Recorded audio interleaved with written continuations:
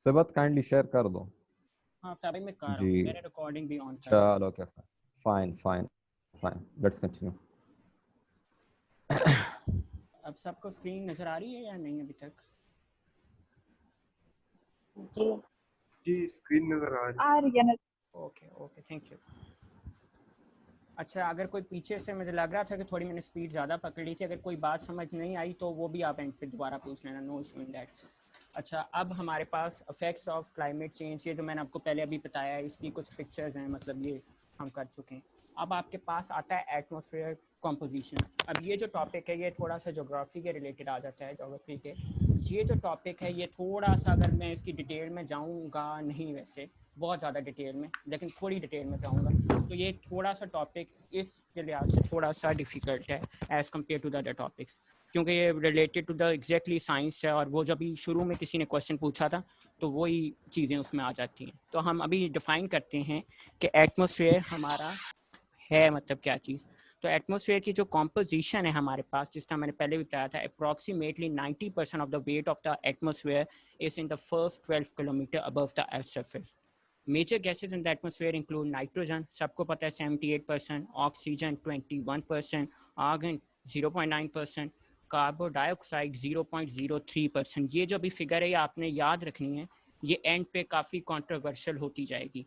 And water vapours in varying concentration in lower few kilometres. अगर मैं आपको इसका रफ फिगर दूँ तो आपके पास 1 to 4 आप लोग कह रहे होते हैं कि मतलब 1 to 4% आपके पास वाटर वेपर्स भी होते हैं। ठीक है, आपके पास आगे हम चलें तो अब आपके पास आती हैं लेयर्स ऑफ द एटमॉस्फेयर। जो 5 मोस्ट फेमस लेयर है वो ट्रोपोस्फेयर है, ग्राउंड सबसे, ये वेरी करती है, एग्जैक्टली नहीं कि आपको 20 पे ही जाके ख़त्म हो, पहले भी हो सकती है। From ground to 10 to 12 kilometre है। इसी तरह स्ट्रेटोस्फेयर है, इसी तरह मेसोस्फेयर है, इसी तरह थर्मोस्फेयर है, इसी तरह एक्सोस्फेयर है। जो पहली 2 लेयर्स हैं उसके बारे में मैं थोड़ा सा आपको बता भी चुका था कि एरोप्लेन वाली मतलब चीज़ से।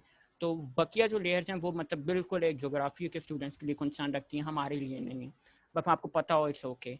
अब difference between troposphere and stratosphere वो मैंने शुरू में भी बता दिया था कि आपके पास इधर जाके आपके पास 3 चीज़ें हैं, टेम्परेचर, प्रेशर और डेंसिटी। ट्रोपोस्फेयर में वो आपके पास डिक्रीज हो रही होती है, बट स्ट्रेटोस्फेयर में आपके पास ऐसा काम नहीं होता। अब ये जो चीज़ है इसका मेन डिफरेंस है, अंदर कॉन्सेंट्रेशन क्या है, पॉज कहाँ आते हैं, वो बिल्कुल इन सेंस से उसकी हमारी ज़रूरत नहीं है अभी। काइंडली हाँ एक सेकंड जी एक जी सेकंड जी जी, ये सबत ये डेंसिटी प्रेशर और आपके पास ये दूसरी प्रेशर डेंसिटी और वो जी जी, आपने जो ये किस चीज की बात हम कर रहे हैं, ये किसका होगा? ये एयर का, डेंसिटी किस? जो मतलब जो एयर में, हाँ मैं एयर की बात कर रहा हूँ। एयर, एग्जैक्टली एयर, इसलिए मैंने क्लियरली बता दिया था कि इनको ठीक है ठीक, थैंक यू वो रिटेन करें। चलो थैंक ओके यू। गुड। मेरे ज़हन में है कि मतलब इनको पता होगा भाई, सॉरी फॉर दैट। नहीं नहीं यार वो जी जी, बेसिक से ही बताया ठीक करो, ठीक है। ठीक ठीक है। ग्लोबल वार्मिंग, अच्छा बस में है कफ्ता भाई, होता ये है कि बंदा, हम इंजीनियर बन के ये समझते हैं कि अगले बंदे को कोई चीज़ें थोड़ी बहुत पता ही हैं, तो वही माइंडसेट बना हुआ है। लेकिन आगे हमारे यार पास, इंजीनियर तो मैं भी हूँ। चलो ओके आगे जाओ। अब आपके पास आता है आगे ग्लोबल वार्मिंग। अब आपके पास मैंने क्लाइमेट चेंज पहले बताया, अभी मैं आपसे क्वेश्चन रखने लगा हूँ, या खुद ही बता देता हूँ क्वेश्चन क्या डिफरेंस। ग्लोबल वार्मिंग और क्लाइमेट चेंज में एक बहुत स्लाइट और एक बहुत इंपॉर्टेंट डिफरेंस है। पहले मैंने आपको क्लाइमेट इंक्लूड, जहाँ मैंने कहा था कि ये इंपॉर्टेंट लफ्ज़ हैं, जिसमें मैंने आपको 5-6 चीज़ें बोली थी, विंड, प्रेसिपिटेशन वगैरह वगैरह। इसमें सिर्फ आपके पास मैटर करता है टेम्परेचर। सो डिफरेंस ये है कि क्लाइमेट चेंज और ग्लोबल वार्मिंग के जो फैक्ट है उसमें डिफरेंस क्या है कि आप उसका एक सब हेडर में से कह लो कि जो टेम्परेचर वाली चीज़ है वो ग्लोबल वार्मिंग से रिलेटेड है। ठीक है, मैंने लिखा भी ऐसे ही, global warming is the increase in average annual temperature across the globe. It may be equated with hot car effect. अभी हॉट कार इफेक्ट क्या, जिस तरह गाड़ी में आपके पास अगर आप गर्मियों में बैठो और धूप में खड़ी हो तो वो बहुत खासी गर्म होती है, मतलब अंदर तो पेनिट्रेट कर गई शीशे से जो आपके पास सन रेज थी, लेकिन बाहर उतनी मतलब जितनी आई थी वो उतनी गई नहीं। ठीक है, तो ये एक इसको हॉट कार इफेक्ट भी बोलते हैं। ठीक है, आगे आपके पास आते हैं कॉजेस। तो कॉजेस मैंने जिस तरह कहा था, अब क्लाइमेट चेंज के अंदर टेम्परेचर भी था, तो जो क्लाइमेट चेंज में कॉजेस थे वो एग्जैक्टली आपने ये वाले जो हैं उसमें भी आप फिट कर सकते हो। ठीक है, तो अब आपके पास सबसे पहले आता है डिफॉरेस्टेशन। अब डिफॉरेस्टेशन नाम से पता चल रहा है कि आप दरख्त काट रहे हो। ठीक है, मतलब आपने फॉरेस्ट अपने काम करना शुरू कर दी। अब इसकी खासी वजह हो सकती है, एक नहीं तो अगर फॉर एग्जांपल अर्बनाइजेशन जिस तरह होती है, ठीक है, अब आप उसके लिए दरख्त काटते हो, पॉपुलेशन जो मैं सबसे पहले इसको सबसे अबिस्मल जो चीज़ हमारे माशरे में वो मैं कहूँगा वो एक बहुत बड़ी वजह है, क्योंकि जब लोग ज़्यादा होंगे तो डेफिनेटली उनके लिए खुराक, उसके बाद आपके लिए रहने के लिए सब चीज़ें, तो डिफॉरेस्टेशन के अंदर बहुत ज़्यादा आपके पास फैक्टर्स आ जाती हैं। तो पहला वो कॉज है, इसी तरह पॉपुलेशन ग्रोथ है, बहुत बड़ा फैक्टर है, माइनिंग है, फर्टिलाइज़र जो उसका एक शॉर्ट फॉर्म में आप याद रख लो NPK, NPK नाइट्रोजन, फॉस्फोरस और पोटेशियम, ये जो मेन चीज़ है ये फर्टिलाइज़र बनाते हैं हमारे पास, तो ये मतलब हमारे चीज़ों को बहुत ख़राब करने के लिए मेन है। उसके बाद CFC गैसेज हैं जो आपके पास, ये भी आपने सुना होगा, क्लोरोफ्लोरोकार्बन वगैरह वगैरह, ये भी आपको बहुत ज़्यादा ख़राब करते हैं। अगर मैं इसमें थोड़े से आपको, मैं बहुत ज़्यादा नहीं, थोड़े से मैं आपको फैक्ट्स देता जाऊँ, तो आपके पास जो फॉरेस्ट है ना पाकिस्तान की, हम क्योंकि जब आप क्वेश्चन कोई भी लिखो तो कोशिश ये करो कि जेनेरिक ग्लोब की बात करके ग्लोबल या पाकिस्तान का कोई दे दो, तो उसमें ये है कि पाकिस्तान में 2012-13 में जो आपके पास थे वो आपके पास 30, जो आपके पास टोटल वर्ल्ड में वो 31% ऑफ फॉरेस्ट कंसिडर होती है वर्ल्ड, और पाकिस्तान 4% हम लोग कहते हैं कि फॉरेस्ट है, तो अभी कम हो गया होगा डेफिनेटली थोड़ा। तो उसके बाद आपके पास ये है कि पाकिस्तान इसमें डिक्रीज करता जा रहा है, डिक्रीज करता जा रहा है। तो अभी मैं बस बोलूँ कि 3.28 जो थे परसेंट 1990 में पाकिस्तान में लैंड ऑक्यूपाइड फॉरेस्ट ने की हुई थी, जो आपके पास 2015 में 1.91% रह गई, ठीक है। इसी तरह आपके पास लेकिन कुछ इनिशिएटिव्स भी अभी वो हम बाद में डिस्कस करते जाएंगे कि ओवरकम करने, लेकिन अगर मैं ऐड करूं तो एक जिस तरह इमरान खान की जब KP में सिर्फ गवर्नमेंट थी उसके वक्त आप सब ने सुना होगा 1 बिलियन ट्री वाला था, दैट्स वेरी अप्रिशिएटेड कंसर्न था जो उसने किया था। इसी तरह अभी एक इनकी पॉलिसी है ग्रीन चैंपियन के नाम से, जिसमें कुछ ये क्रेडिट्स वगैरह देते हैं, वो भी एक इस गवर्नमेंट की पॉलिसी है। इसी तरह इस गवर्नमेंट ने 5 सालों के अंदर 10 बिलियन ट्री की एक वो चीज़ कही है कि हम वो करेंगे। इसकी तरह आप पॉपुलेशन ग्रोथ है भारी, फर्टिलाइज़र मैंने आपको बता दिए, इसके भी फैक्ट्स एंड फिगर्स साथ साथ मैं अगले किसी हेडर में देता जाऊँगा।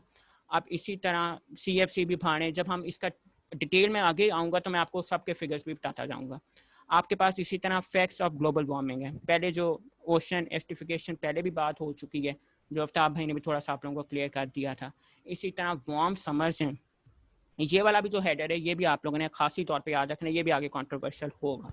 वार्म समर्स हैं, इसी तरह increase intensity of cyclones and storms हैं, इसी तरह incidents of dengue fever, malaria और रीसेंट लॉसेस आपके पास ये जो आप बोल रहे हैं साम आए थे, इसका बहुत ज़्यादा कंसर्न है। इसके बारे में मैं थोड़े से अगर आपको फैक्ट्स आगे दूंगा। इसके बाद high frequency of natural disaster such as floods हैं, 2010 के मैंने आपको फ्लड्स की बात की, टोटल आपको डैमेज भी बताया कितना हुआ है। उसके बाद राइस इन सी लेवल्स हैं, ये पिछली जब मैंने स्लाइड पे आपको बता चुका हूँ कि 20.32 आपके पास सेंटीमीटर के करीबन। Paris agreement 1.5 and low land area, अच्छा ये क्या है, ये आपने सिर्फ अपना ये शॉर्ट लिखा था। पेरिस एग्रीमेंट में हमारे पास मैंने आपको बताया था कि हमने कहा कि इस सदी के अंदर हमने 2 से मतलब जो है काम रखना है, लेकिन कुछ लोगों की जो काउंटर है 1.5 भी ना हो यार। वो क्यों है कि हमारे पास जो लो लाइंग आइसलैंड्स है ना, जिस तरह बांग्लादेश और मालदीव, ये वनरेबल है इस चीज़ के लिए। मैं आपको एक छोटा सा अगर फैक्ट बताऊं कि बांग्लादेश जो बेचारा है वो 0.1% तकरीबन GHG से ग्लोबल ग्रीन हाउस गैसेस कहते हैं हमें, वो करता है। और अगर मैं USA को अकेला देखूं तो वो 22% आपके पास 24% के करीबन मतलब ये रिलीज कर रहा है। अब वो इस चीज़ से इतना अफेक्ट नहीं हो रहा क्योंकि ये वायुसेना आपके पास इंडियन ओशन के करीब है, तो ये 2050 तक अगर यही हालात रहा तो बांग्लादेश ज़मीन से ख़त्म हो जाएगा। इसी तरह पाकिस्तान में सिंध के करीब एरिया है, वो भी बहुत इसके लिए वनरेबल है। तो डिफरेंट है, मतलब आप फैक्ट्स जब भी वेबसाइट हम एंड पे करेंगे तो आप मेरे से भी ज़्यादा फैक्ट्स याद कर सकते हो, उसमें कोई मसला नहीं है। उसके बाद मेल्टिंग ऑफ आइस कैप्स है, मैंने आपको पीछे डिटेल में बता दिया था जब मैं क्लाइमेट चेंज का बता रहा था कि वो भी एक मतलब फैक्ट्स दिए थे मैंने इसके बारे में, तो वो भी एक खासी आपके पास वजह है। तो अब ये पॉपुलेशन ग्रोथ का भी कंसर्न आप सबको पता होगा कि इंडिया जिस तरह 1.3 बिलियन पे खड़ा हुआ है, जिस तरह चाइना है वो भी है, तो ये भी एक बहुत बड़ा कंसर्न है। तो इस स्लाइड के अंदर अभी कोई चीज़ अनक्लियर है तो पूछो, वरना मैं आगे चलता हूँ। Sir, can you please differentiate between cyclones and tropical cyclones? हाँ मैं बिल्कुल। अब इसमें जो है आपके पास इसमें फ़र्क क्या है, अभी मैंने आपको बताया था जो कि जो आपके पास रीजन में आते हैं ना स्पेसिफिकली, जब भी आप कोई नाम सुनो ना ये जो 3 में डिवाइड हैं तो वो उस रिलेटेड जो हैं आपके पास ट्रॉपिकल एरियाज में जो आ रही हैं वो फ़र्क है। और इसके अंदर भी 3 फ़र्क होते हैं वो भी बहुत ज़्यादा जोग्राफी की टर्म हो जाती है कि साइक्लोन्स हैं, टाइफून हैं, जो समुंदर पे आ रहे होते हैं मेरे ख्याल में, और एक जो ज़मीन पे आ रहे थे, इन दोनों में ये फ़र्क है। जो ज़मीन पे आता है उसको कुछ और बोलते हैं, और जो आपके पास एग्जैक्टली आता है समुंदर के ऊपर, उससे मेरे ख्याल में साइक्लोन बोलते हैं। कुछ ये डिफरेंस है। और जो आपने रीजन मैंने एग्जैक्ट नाम बोला था ना, मैंने कहा था जेनेरिक कर लो, तो वो जिस स्पेसिफिक एरिया के रिलेटेड है, ठीक है, तो वो आपके पास उसको आप कंसिडर कर लेते हो। लेकिन ये भी मतलब इतनी कोई डिटेल वाली चीज़ नहीं है, फॉर एग्जांपल करंट अफेयर के लिए तो खास तौर पे। सर ये टोर्नेडो और साइक्लोन में क्या फर्क किसके अंदर, मुझे आवाज़ नहीं आई आपकी। है? टोर्नेडो और साइक्लोन में। आपकी आवाज़ में डिस्टॉर्शन है, प्लीज़ आप रिपीट करो। जी मैं कह रहा था जी कि ये साइक्लोन में और टोर्नेडो में क्या फर्क है? मैंने वही बताया कि एक जो होता है ना, मुझे अब एग्जैक्ट याद नहीं है, एक जो है वो ज़मीन के ऊपर आता है और एक पानी के ऊपर आता है। वो आप सर्च करके देख लेना, इन दोनों में इतना ही फ़र्क है। वो ज़्यादा भी डिटेल्स आपको पता चल जाएंगी, लेकिन मुझे इतना ही भी फ़र्क पता है इसके बारे में। आफ्ताब भाई, अगर आपको इसमें ज़्यादा फ़र्क पड़ता है तो प्लीज़ आप बता दें।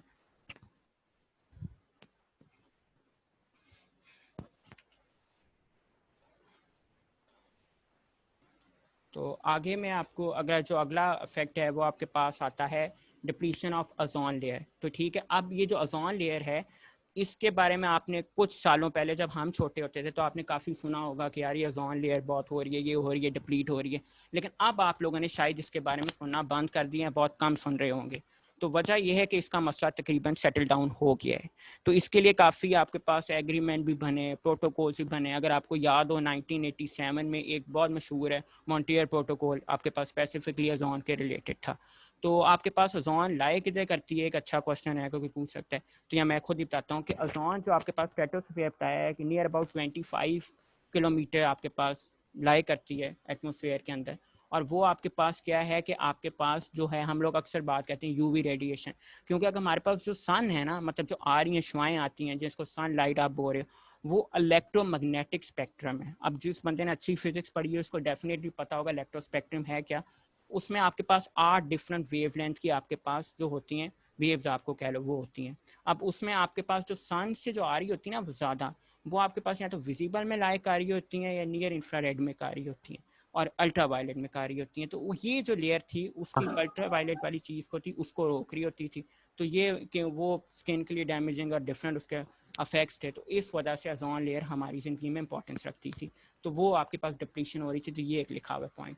उसके बाद affect on the food chain, definitely ये अफेक्ट करेगा फूड चेन के ऊपर, क्योंकि जिस तरह मैंने आपको बताया कि यूट्रिफिकेशन का फिनोमेना है, कि जिस तरह ओशन एटिफिकेशन भी हम बोल कर रहे हैं कि जनाब समुंदर में, अब आपने 2-3 बच्चों ने वजह बताई थी कि भाई ये चीज़ आ रही है, ये आ रही है, उसके डिफरेंट हज़ारों फैक्टर्स होते हैं कि किस तरह आ रही हैं, बहुत से तरह से आ सकती हैं। तो वो आप बस ये सोच लो कि एक एसिड आया है, कुछ भी आया, तो उसने आपके पास आके मेरीन लाइफ को डिस्टर्ब किया, और मेरीन लाइफ को डिस्टर्ब नहीं किया, उसके अंदर पूरा साइकिल होता है, उसने पूरे इकोसिस्टम को इनफैक्ट डिस्टर्ब किया होता है। तो उसकी वजह से भी फूड्स, क्योंकि अगर मछलियाँ मरती हैं तो वो इंसानों की भी खुराक है, प्लांट्स की भी खुराक है, पूरा सिस्टम आपका इकोसिस्टम डिस्टर्ब होता है। ग्लेशियर रिट्रीट के बारे में बात कर चुका हूँ। डिवर्सिफिकेशन, जिस तरह मैंने आपको बताया कि हम लोग अर्बनाइजेशन वगैरह वगैरह, अब वो डिफॉरेस्टेशन और डिवर्सिफिकेशन में एक फ़र्क है। मतलब आप जिसको बंजर का लफ्ज़ उर्दू में बोल रहे होते हैं ना, कि डेजर्ट जैसी चीज़ बना रहे हो, कि मतलब आपने ज़मीन की जो एक फर्टाइल होती है ना, फर्टिलिटी, वो कम हो जाना, मतलब वही खत्म हो जाना, बिल्कुल बंजर हो जाना। इसकी 2 मेन वजह हैं,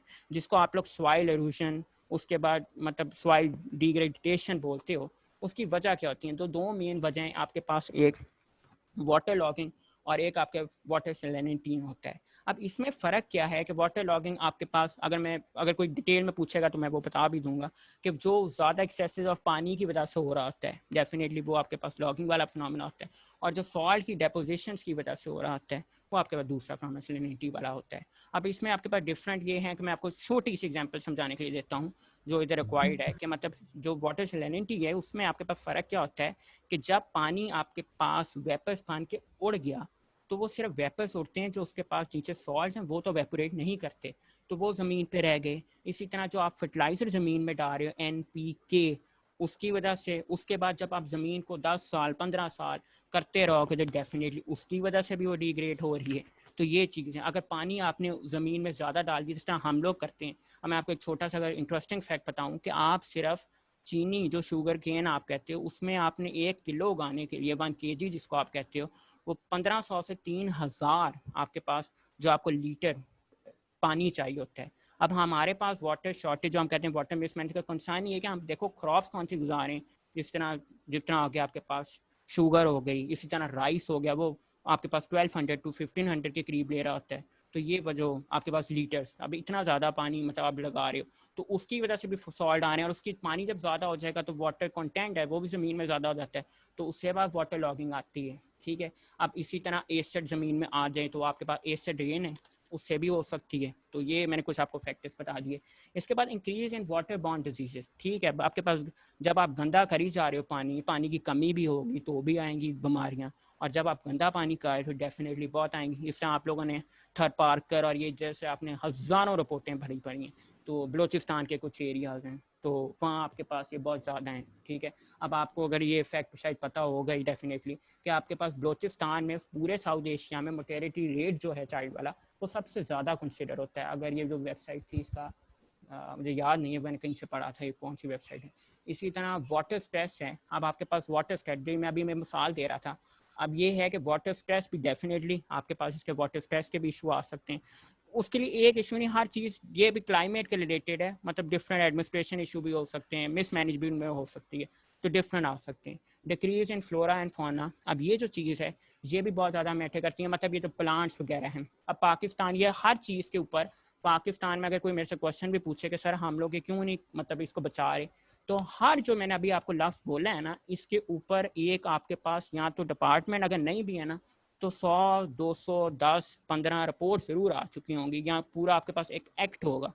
ये फ्लोरा और फौना पे भी इवन है। तो ये जो चीज़ें हैं मतलब हमने की हुई हैं, लेकिन फ़र्क किधर आता है, हम इसको इम्प्लीमेंट नहीं करते, सीरियसली इसको एड्रेस नहीं करते। अब इसी तरह फूड इनसिक्योरिटी है, ये भी एक बहुत ज़्यादा आपके पास कंसर्न है, क्योंकि पॉपुलेशन आप लोग बढ़ाते जा रहे हो, अपने रेजर्वाइज कम करते जा रहे हो। इधर मैं आप लोगों को एक छोटी सी टर्म बोलना चाहूँगा एनवायरनमेंट साइंस की, जिससे आगे मैं ज़रूर डिस्कस भी करूँगा, इकोलॉजिकल फैक्टर। अब ये शायद किसी ने सुना हो, इकोलॉजिकल फुटप्रिंट भी बोलते हो, फैक्टर भी बोलते हो।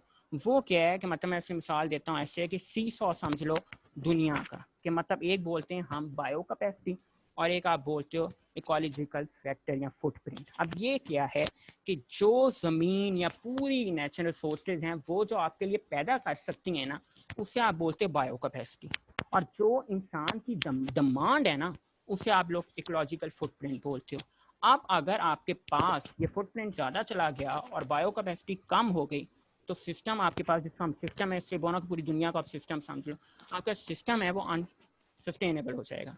ठीक है, तो आपके पास अभी जो जा रहा है, मतलब वो अगर मैं आपको एक फिगर बोलूँ तो आप अभी 2.75 इकोलॉजिकल फुटप्रिंट पे खड़े हो, और जो आपके पास बायो कैपेसिटी है वो आपके पास सिर्फ 1.62 है। इसके लिए पूरा कैलकुलेशन करने के तरीके हैं, वेबसाइट्स हैं, अदारे हैं, तो मैंने आपको सिर्फ फैक्ट्स दे दिए। इसके रिलेटेड एक हम लोग कार्बन फुटप्रिंट भी बोलते हैं, वो इसके रिलेटेड एक इसकी सब कैटेगरी है, तो वो आ जाता है। तो ये फूड इनसिक्योरिटी मैंने ये बोल दिया कि if someone is pointing this thing तो वो इफेक्टिव होगा। तो आगे आ गया प्रिवेंशन एंड ह्यूमन एफर्ट्स। अब हम इसके लिए क्या काम करें, जिस तरह मैंने पहले भी बता दिया कि आपके पास पाकिस्तान लेवल पे भी हर जगह पे एक चीज़ है जिस आप कर रहे हो। अब यार ये किसी का माइक है वो प्लीज़ ऑफ कर ले, डिस्टॉर्शन हो रही है। अच्छा, प्रिवेंशन एंड ह्यूमन एफर्ट्स। अब वो क्या है कि check on the burning fossil fuel है। ठीक है, अब चेक मतलब आप फॉसिल फ्यूल का आप डिस्करेज करो, कोशिश करो आप लोग रीन्यूएबल एनर्जी के सोर्सेज यूज़ करो जो जेनेरिक हैं। अब मैं जो हम लोग अक्सर कहते हैं ना प्लूटेंट्स के जनाब, चाइना बहुत ज़्यादा कर रहा है, इंडिया बहुत कर रहा है, हर कंट्रीज़ में इसके लिए भी दोनों साइड पे काम हो रहा है। उनकी भी मजबूरी है क्योंकि उन्होंने अपनी नीड्स फुलफिल करने के लिए फॉसिल फ्यूल, आगे हम सारी एक थीरीज और एग्रीमेंट्स कॉन्फ्रेंसेस में पढ़ेंगे कि इसका सबत काइंडली म्यूट ऑल, सबको म्यूट कर दो, मैं एक मिनट का सबको म्यूट कर दो।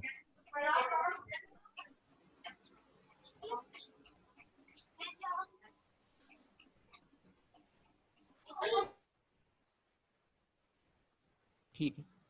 अच्छा, तो आपके पास इसमें यह है कि आपके पास फॉसिल फ्यूल को काम करें।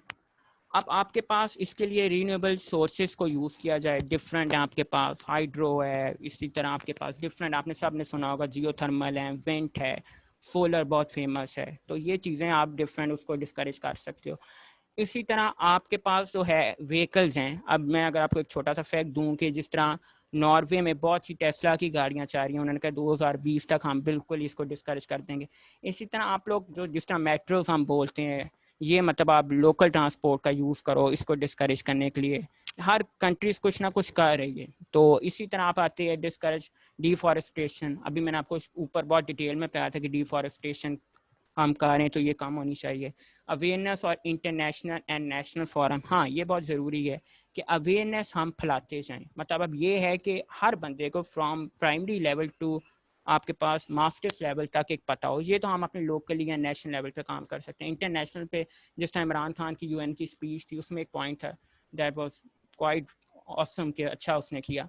इसी तरह ये है, अगर मैं आपको छोटी सी अगर एक दूं कि आप अगर वेबसाइट खोलते हैं यूएन की तो उसमें आपको 22 ग्लोबल इशू नज़र आते हैं और उसमें आपके पास एक बहुत बड़ी हेडर है क्लाइमेट चेंज का। 2020 में जो टॉप आपके पास हॉटेस्ट इशू हैं यूएन ने अपने डिफाइन किए हैं उसमें क्लाइमेट चेंज है। तो मतलब क्लाइमेट चेंज आपके पास बहुत ज़्यादा नेसेसरी चीज़ है आज के दौर में। लोअरिंग इकोलॉजिकल फुटप्रिंट, ये जो मैं आपको पहले भी इसके बारे में बता चुका है। इंक्रीजिंग बायो कैपेसिटी, ये मैंने आपको ऊपर अभी डिटेल में एक्सप्लेन किया था। इस तरह ये फॉरेस्टेशन एंड सिमिलर इनिशिएटिव। इसी तरह आपके पास अगर मैं सिर्फ पाकिस्तान के मैंने आपको दो बताए हैं, एक 1 बिलियन वाला एक 10 बिलियन वाला जो अभी ग्रीन। इसी तरह आपके पास अमेरिका में एक ग्रीन डेवलपमेंट प्रोजेक्ट है, उसमें उन्होंने कहा हुआ है कि जनाब हम स्टेट बाय स्टेट ये चीज़ को करेंगे। इसी तरह हज़ारों दुनिया में और हो रहे हैं, ठीक है। अब इसी तरह इंटरनेशनल स्टेप्स हैं। ग्रीन टेक्नोलॉजी की आप तरफ आओ कि मतलब अब फॉर एग्जांपल आजकल आपने जिस तरह हमारी यूनिवर्सिटी में इवन हुआ था कि उधर जो थे आपके पास शॉपिंग बैग है प्लास्टिक वाले, वो उन्होंने बंद कर दिए थे। अब इस तरह हमारे ख्याल में पूरे पाकिस्तान में भी हो गया। अब इस तरह कुछ ब्रांड्स हैं कि वो आपके पास ऐसा दे रहे हैं, शॉप इंस्पायर है शायद, कि वो आपके पास आप डिप करते हो तो उससे एक प्लांट आ रहा है वगैरह वगैरह तो उग जाता है। तो ये चीज़ें हैं कि मतलब ये मैंने आपको छोटी सी टेक्नोलॉजी में भी आप इसको मतलब लेकर जो इन्वायरमेंट फ्रेंडली कार्स आ चुकी हुई हैं इको फ्रेंडली, तो ये वाली चीज़ें आपके पास काम अच्छा कर सकती हैं। तो इस जितने मैंने बताया है कि अगर इसमें कोई क्वेश्चन है तो you can ask, otherwise we can move forward.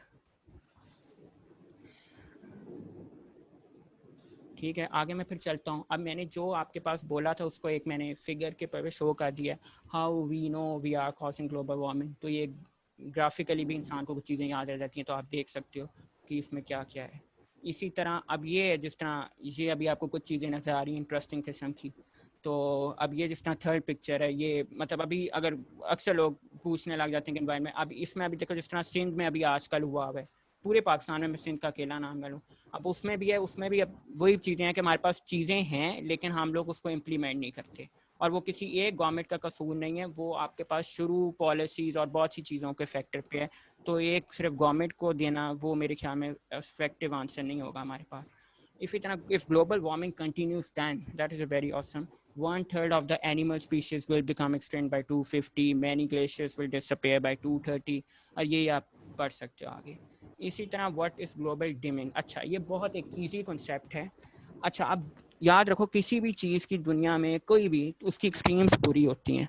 अब आपके पास जिस तरह ग्लोबल वार्मिंग, अगर कोई कहे कि ग्लोबल वार्मिंग ही दुनिया की सबसे बुरी चीज़ है, नहीं, वो भी हमारी सस्टेन एनवायरनमेंट करने के लिए उसका भी कोई थोड़ा बहुत हमें पार्ट चाहिए।